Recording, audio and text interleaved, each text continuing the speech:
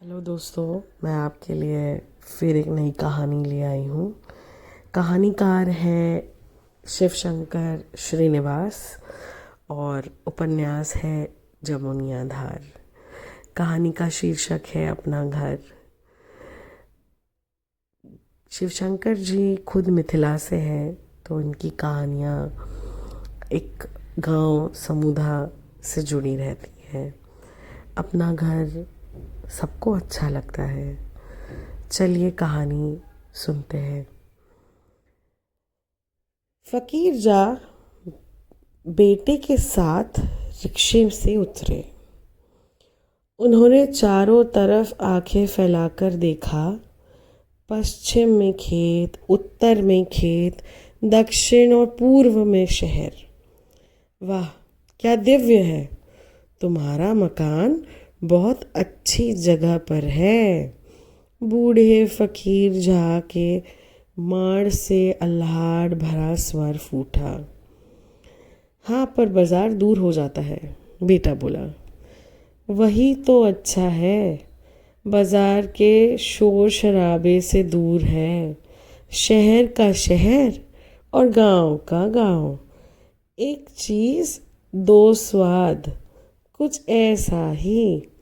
मजाकिया लहजे में बोलते हुए फकीर जा खिलखिलाकर हंस पड़े। पिता की ये बात बेटे को अच्छी लगी। पिता की खुशी से वह भी खुश हुआ और बोला, जी, शहर के शोर शराबे का असर यहाँ नहीं पड़ता। बाबा आ गए, बाबा आ गए। घर से बाहर निकल रहे पोता पोती चहचहा उठे। सब ने आकर बाबा का चरण स्पर्श किया। उन दोनों के चेहरों पर अद्भुत आनंद था। बच्चों का यह स्नेह पाकर फकीर झा विभोर हो गए। सच पूछिए तो उनके आने से पूरा घर महकने लगा था। फकीर झा खूब आराम से रहने लगे। उन्हें वहाँ बहुत आदर, मान सम्मान, बहुत खुशी मिल रही थी। परंतु जो बात उन्हें गांव में उदास कर देती थी, उसने यहाँ भी पीछा नहीं छोड़ा। उदासी की वजह उनकी पत्नी थी, जो बेटी के पास दार्जिलिंग में रहती थी। उनके दामाद डॉक्टर थे। वहाँ काफ़ी संपन्नता थी। वे वही बेटी के पास रहते हुए वहाँ के ठाट बाट, सुख, ऐश्वर्य भोग रही थी। फकीर जा को ये बात अच्छी नहीं लग रही थी।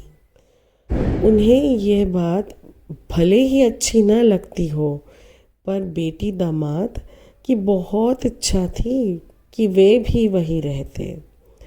फकीर जा तो रहेंगे नहीं, बेटी के घर कैसे रहे, पत्नी वहाँ कैसे रह लेती है, यही सोच सोच कर वे घुलते रहते थे। उदास मनस्थिति में फकीर जहाँ को अपने जीवन के खट्टे मीठे प्रसंग याद आते रहते।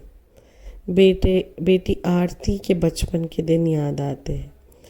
इससे पहले पत्नी का अनुराग याद आता। दोनों बेटों का बचपन याद आता। यादों के इस भीड़ में फकीर झा कहीं गुम हो जाते हैं। फकीर झा की 3 संतानें थीं, 2 बेटे और 1 बेटी। दोनों बेटों में रंजन सबसे बड़ा, उससे छोटा राकेश और संतानों में सबसे छोटी आरती थी। रंजन के जन्म से 1 साल पहले उनकी बहेड़ा हाई स्कूल में विज्ञान शिक्षक के पद पर नौकरी लगी। वह BSc थे। वह नौकरी करने लगे। घर का मोह त्याग कर वही मकान किराए पर ले लिया। करते भी क्या, गांव से रोज़ आना जाना संभव नहीं था। वो हर शनिवार गांव आते थे। सोमवार को प्रातःकाल ड्यूटी पर लौटते थे। पत्नी से अलग रहते हुए पहाड़ जैसा दिन काट कर घर लौटते तो पत्नी की दशा की कल्पना कर सिहर उठते। फकीर झा को लगता कि उनकी अनुपस्थिति में पत्नी ठीक से न खाना खाती होगी न सोती होगी, यह सोचकर वह दुखी होते और उनका मन बहलाने में लग जाते। जितने दिन वो घर होते, पत्नी उनके आसपास चक्कर काटती। वह हर बार पूछती, क्या बहेड़े में अकेले आपको अच्छा लगता है? उन्हें युवा पत्नी के इस प्रश्न का कोई उत्तर नहीं सूझता, पर कुछ कहना ज़रूरी पड़ता था। एक बार पत्नी ने वही सवाल किया तो उन्होंने पत्नी के प्रति प्रश्न कर लिया, बिना तेल दीपक का क्या हाल होगा, कहो तो? पत्नी ने मुस्कुराते हुए उत्तर दिया, यही तो दशा है मेरी। नहीं, मेरी है, फकीर झा तुरंत बोले।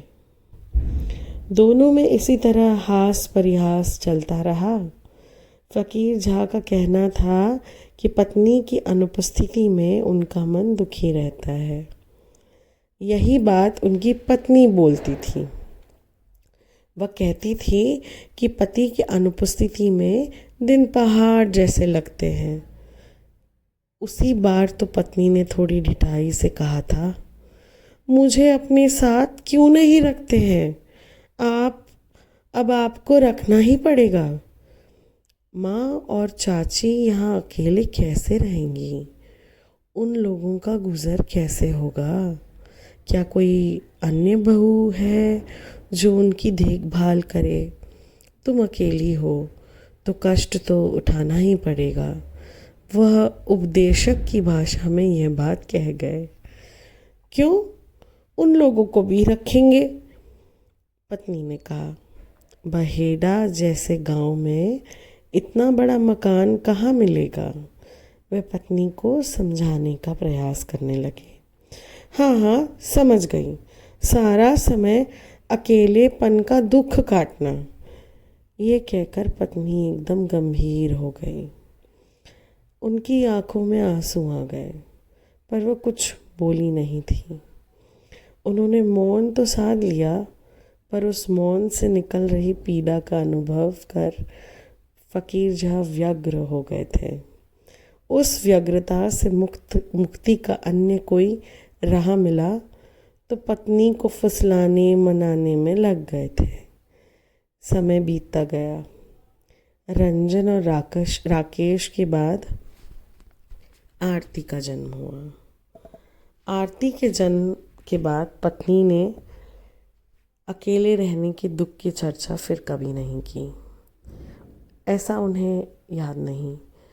इतना ही नहीं, उसके बाद से फकीर झा को ऐसा अनुभव होने लगा जैसे पति पत्नी के बीच दूरी आ गई हो। उन्हें ऐसा लगा जैसे पेड़ की छाल एकदम से अलग हो जाती है, वैसे ही पत्नी उनसे अलग हो गई है। यह अनुभव उन्होंने इस दूरी को पाटने का प्रयास किया था, पर स्थिति और ख़राब होती गई। दरअसल उनकी पत्नी अपनी बेटी आरती में इतना रम गई थी कि उन्हें अब पति का भी वैसे सुध नहीं रहा। एक जुड़ाव ने दूसरे जुड़ाव को कमज़ोर कर दिया। दिन पर दिन दोनों के बीच का भावनात्मक लगाव कम होता गया, पर उन्होंने संतोष करने के लिए उत्कंठा का एक बीज संजो कर रखा था कि रिटायरमेंट के बाद पति पत्नी दोनों साथ रहेंगे। वह उसी संग साथ की कल्पना कर खुद को बहलाते रहते। वे दिन बीत गए। युवा शरीर बूढ़ा हो गया। अब बसंत और शिशिर का उल्लास एक ही पायदान पर खड़ा मिलता। बस साथ रहने की अभिलाषा, कोई दूसरा साथ न होने की चिंता। दोनों बेटे रंजन और राकेश अपनी पत्नियों और बच्चों के साथ बाहर ही रहते थे। बेटी आरती डॉक्टर पति के साथ दार्जिलिंग रहती थी। दोनों बेटे इंजीनियर बने और दामाद डॉक्टर थे। लोग कहते थे मास्टर साहब बहुत भाग्यवान हैं। यह तो वह भी मानते थे, पर वह बेटे बेटी के घर नहीं रहना चाहते थे। इस पर बेटी के घर तो बिल्कुल नहीं। रिटायर होने से 1 महीने पहले ही फ़कीर झा ने पत्नी को दार्जिलिंग पत्र लिखा था। मैं रिटायर हो रहा हूँ, तुम गांव आ जाओ। झा जी रिटायर भी हो गए, पर उनकी पत्नी गांव नहीं आई। जिस दिन वो रिटायर होकर गांव आए थे, उस दिन घर पर कोई नहीं था। चारों तरफ सुनसान साए साए करता अकेलापन। वह अकेलेपन से डर गए थे। पत्नी नहीं आई। सोचते सोचते उनका मन खंड खंड हो गया। 1 महीने के बाद फ़कीर झा को बेटी दामाद का पत्र आया। आप यही चले आइए,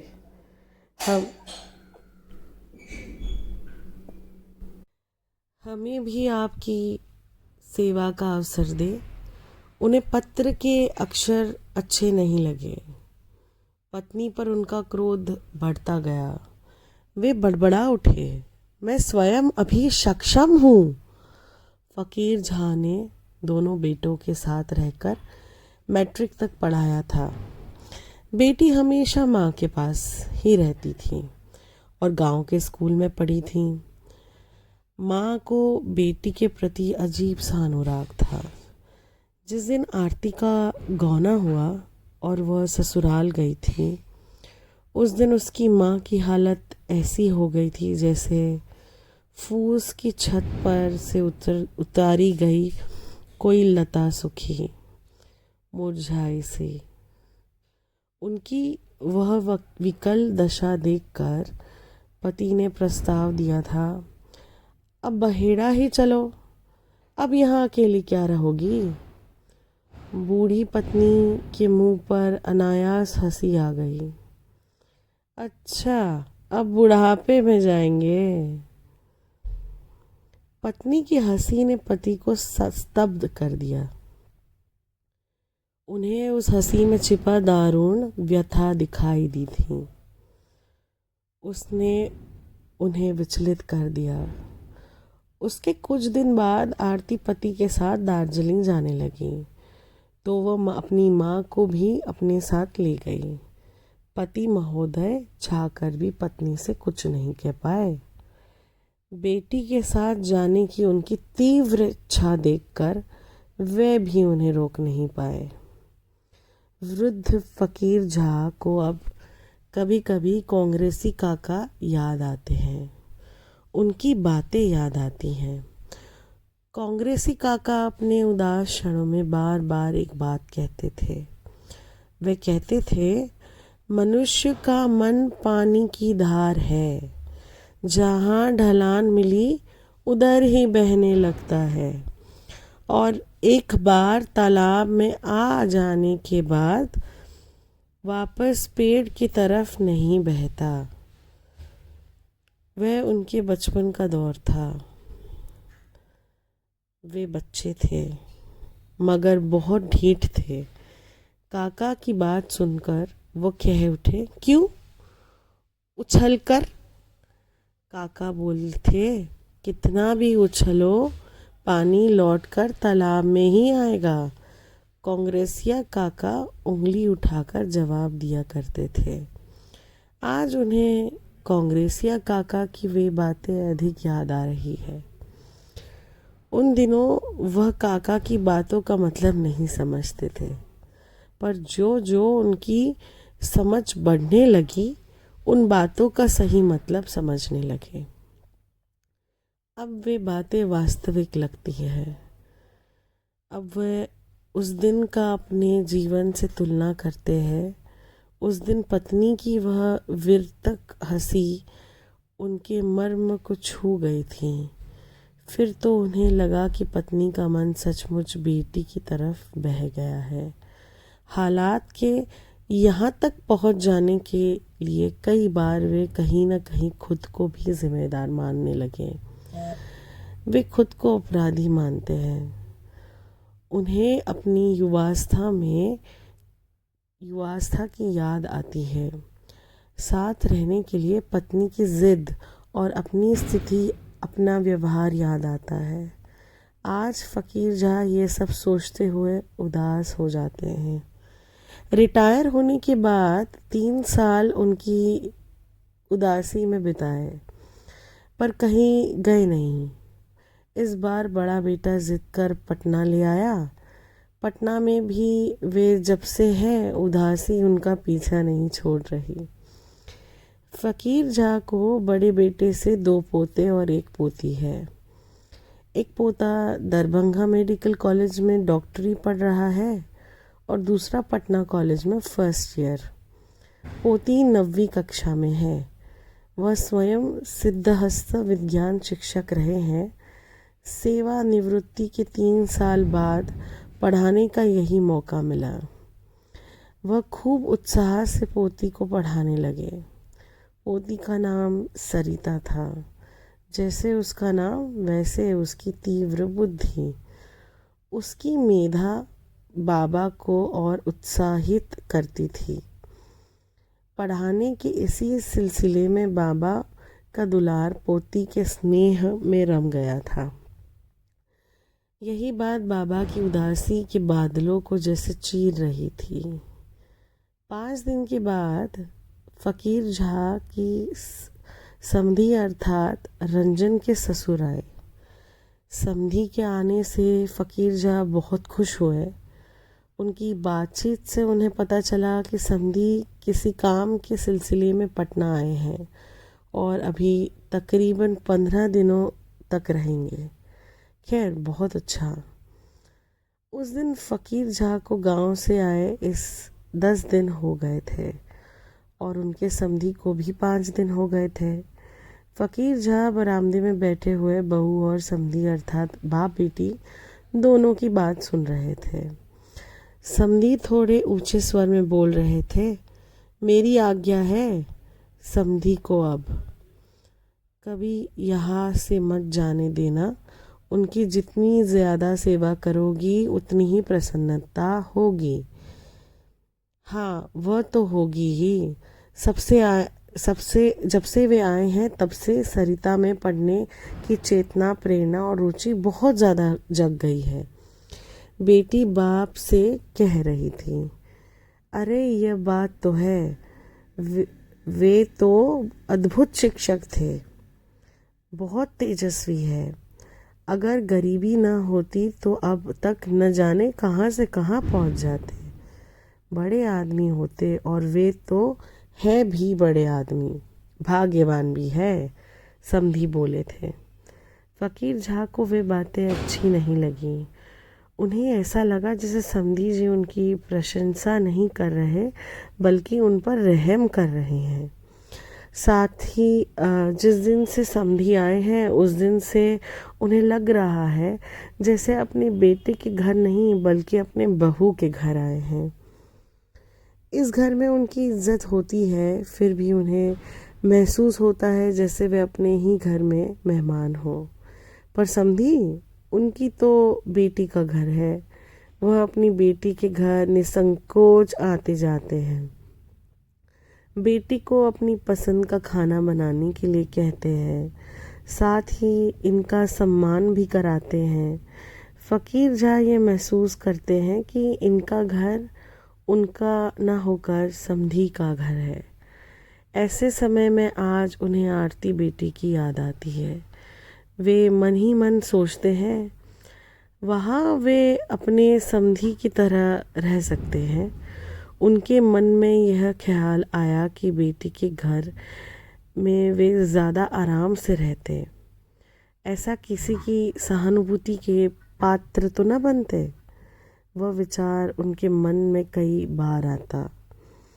यह सब सोचते हुए जब वे अपनी बारे में सोचते तो उन्हें ऐसा लगता कि पत्नी पर उनका गुस्सा कम तो हो रहा है पर ख़त्म नहीं हो रहा। वे सोचते हैं उनकी पत्नी भी कैसी है। बेटी दामाद के घर रह रही है, मेरे पास किस चीज़ की कमी है।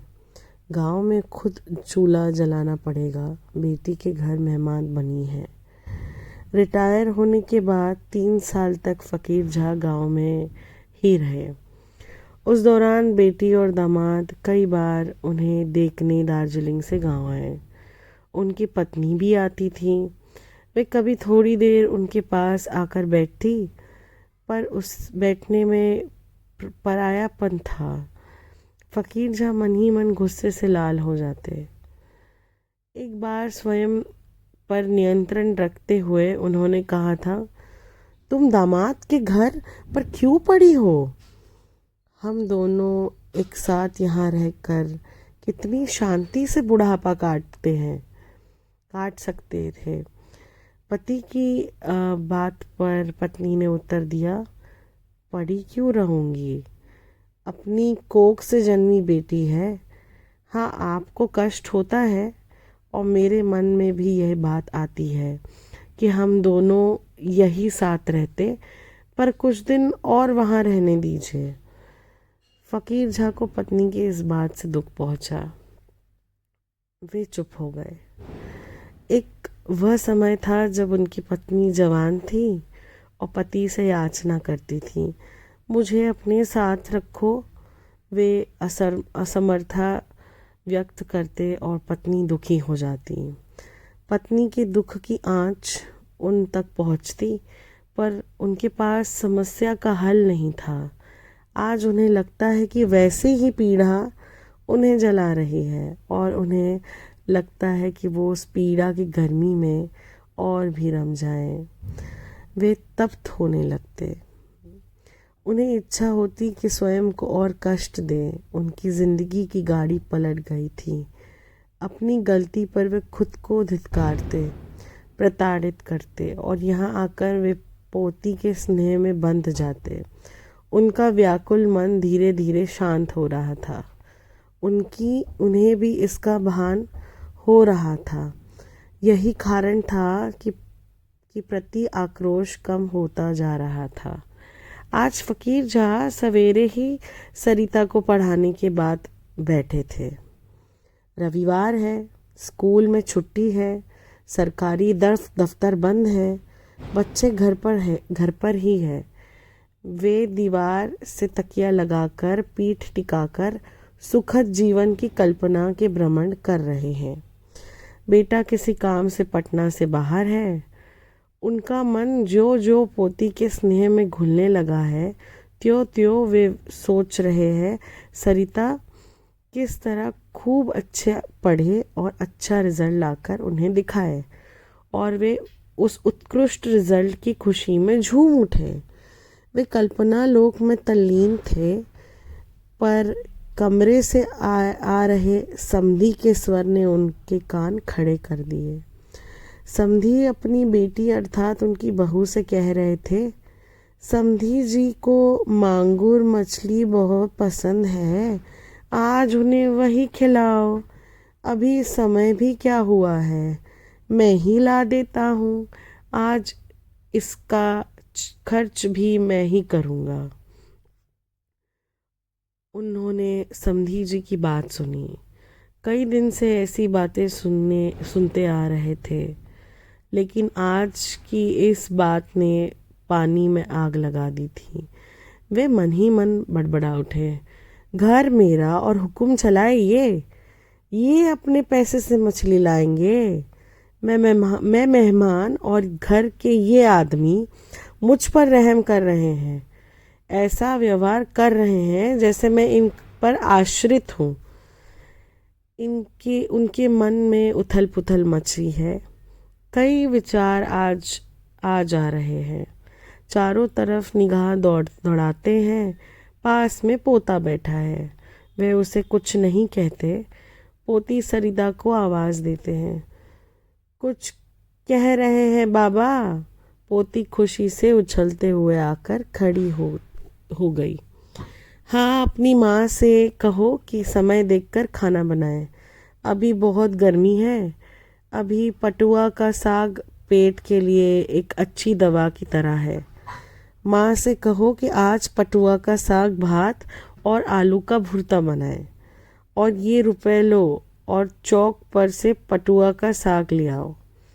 सरिता बाबा के हाथ से रुपए लेकर खुशी खुशी घर के भीतर चली गई।